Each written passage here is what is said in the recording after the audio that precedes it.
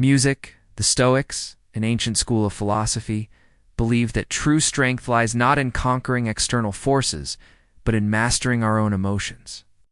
In today's world, this wisdom is more relevant than ever.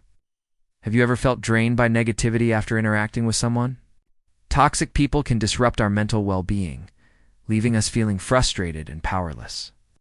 But what if there were practical strategies to navigate these difficult dynamics? We'll go over 13 practical Stoic-inspired ideas in this video that will give you the ability to handle toxic people with compassion, grace, and even resilience.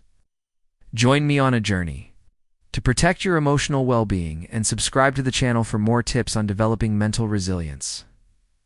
By the end of this video, you'll be equipped with a toolbox of Stoic wisdom to handle toxic people effectively.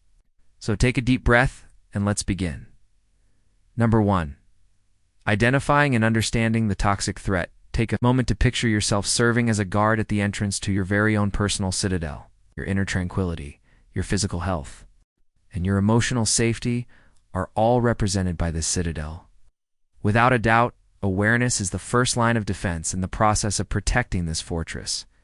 Just as a watchful guard must notice potential dangers long before they breach the walls, so must you develop the habit of recognizing the early indicators that a toxic individual is drawing near.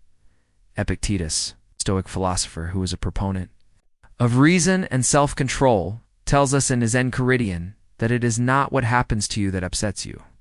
More importantly, it is your judgment of what happens. This distinction is fundamental to Stoic practice, and especially important when dealing with poisonous people. It is not the case that their negative attitudes and manipulative acts inherently have power over you.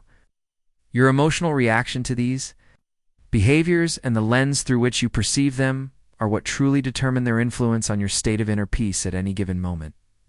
To cultivate what the Stoics might call a Stoic gaze, a calm and objective method of viewing the situation, is the first key to resilience.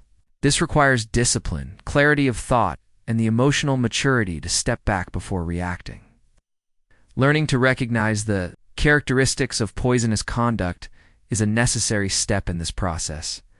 Listed below are some important warning signs. Constant criticism. A toxic individual may find nothing but fault with you, your conduct, or the decisions you make on a consistent basis. Although this criticism may be indirect or overt, it will always leave you feeling deflated and uncertain about your abilities. Manipulation. Toxic people frequently resort to deceptive strategies in order to achieve the goals they have set for themselves. In an effort to exert control over your behavior, they may use flattery, guilt trips, or even threats. Pessimism and negativity. A toxic person appears to thrive on negativity. They are continuously whining and pulling others down with their pessimism, so that they can focus on the worst aspects of the problems they are concerned with. Their conversations rarely offer hope, optimism, or constructive feedback. Blame shifting. They rarely accept responsibility for their actions. If something goes wrong, it's always someone else's fault, often yours. Energy draining. Known as the energy vampire, this individual has the ability to drain your vitality. As the term suggests, interactions with them leave you feeling cognitively and emotionally fatigued. In addition to these general signs, there are also several specific toxic personality types you should become familiar with. The narcissist, constantly seeking approval and adoration. They may seem charming at first, but their interactions become one-sided, leaving you emotionally exhausted. The gossip thrives on social turmoil. They propagate rumors, stir up trouble, and take pleasure in sowing friction among others. The victim. Always playing the helpless character. They manipulate others with guilt and avoid accountability. The controller. Obsessed with dominance. They use coercion, micromanagement, or emotional manipulation to keep you under their thumb.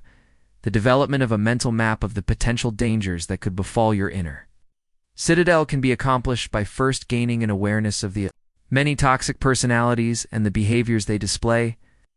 In the same way that a Roman Stoic philosopher like Seneca might devise a strategy to combat an adversary on the battlefield, you may make use of your newly acquired awareness to anticipate the strategies employed by potentially harmful individuals and devise a proactive plan to safeguard your emotional well-being. Awareness is your armor. Foresight is your sword. Number 2.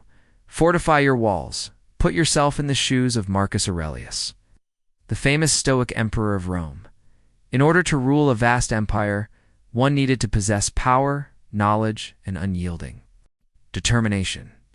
When it comes to strengthening the walls of your own inner citadel, a love and known as your emotional well-being, these same attributes are vital.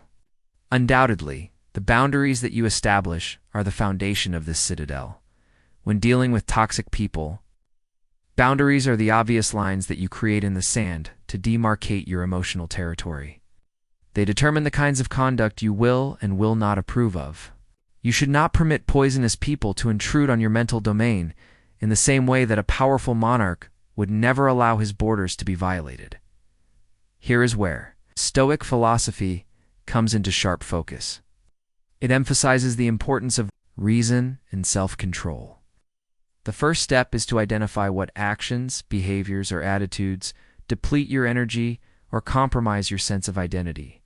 Is it the persistent pessimism shared by a friend? A coworker's passive-aggressive behavior? A family member's intrusive and unwanted advice? Be honest with yourself. Self-reflection is a cornerstone of Stoic thought. Recognize the moments that cause tension in your mind and ask, is this within my control? The answer to that question reveals your next step. Once you've clarified these boundaries, you must communicate them.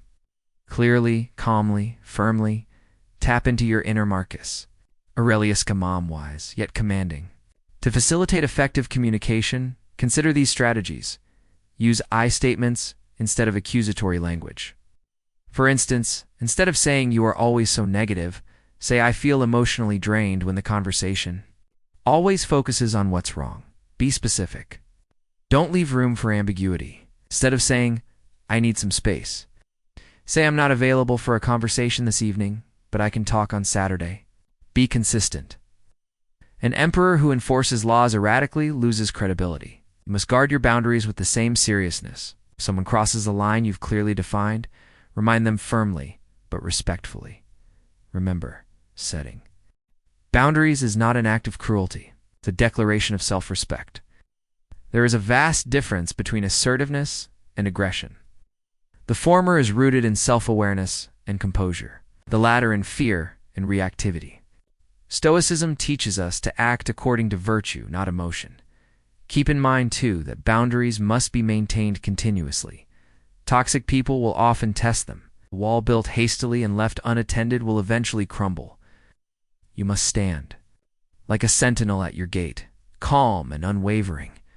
If someone repeatedly disrespects your boundaries, consider limiting or ending the relationship entirely. Envy, a vice that frequently feeds toxic behavior, was consciously rejected by the Stoics. By maintaining your boundaries, you are not practicing selfishness. You are preserving your own capacity for peace, growth, and virtue, within the context of your Stoic path toward a tranquil life. A strong citadel characterized by clearly defined and well-defended boundaries is not a luxury. It is an absolute necessity. Number 3. Become uninteresting to the emotional barbarian. Taken 2. Consideration of ferocious emotional barbarians, someone driven by pessimism and addicted to drama constantly, seeking to provoke a reaction to draw you into a vortex of emotional chaos. There are certain toxic individuals who behave exactly like this. They rely on your attention.